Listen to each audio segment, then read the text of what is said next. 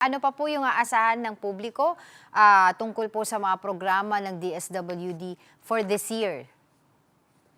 Well, for 2026, marami po tayo mga programa, serbisyo na ilulunsad, karagdagan doon sa mga kasalukuyan na nating ini-implement, Miss Angela. Sa katunayan, for 2026, meron tayong programang tinatawag na Protect Teen. Ito naman yung para sa mga magulang, yung mga young adults na ngayon ay mga magulang na. Meron din tayong programa para sa pagbibigay ng psychosocial support para again ma-address yung multifaceted challenges na kinakaharap nga ng mga adolescent moms. And of course, aside from the Protect Teen, meron din tayo yung Project Aruga.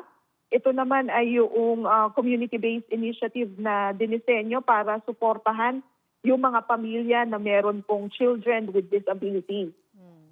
And of course, yung isa pa nating ilulunsad for 2026 ay yung Project Safe.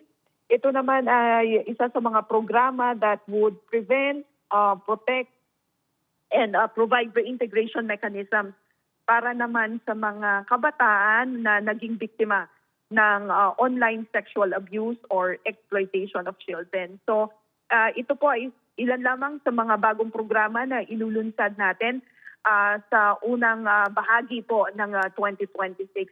But of course, sabi ko nga, Ms. Angela, ito ay karagdagan na sa mga programs and services na ipinapatupad na po natin, kagaya ng Pantawid Pamilyang Pilipino Program, Walang Gutom Program, Tarabasa, our Pag-abot Program, and of course, yung ating SLP, yung Kalahi Seeds or yung panahon ng pagkilos, yung ating disaster response operations, particularly yung ating risk resiliency program, climate change adaptation and mitigation measures, and of course, other programs and services of the department.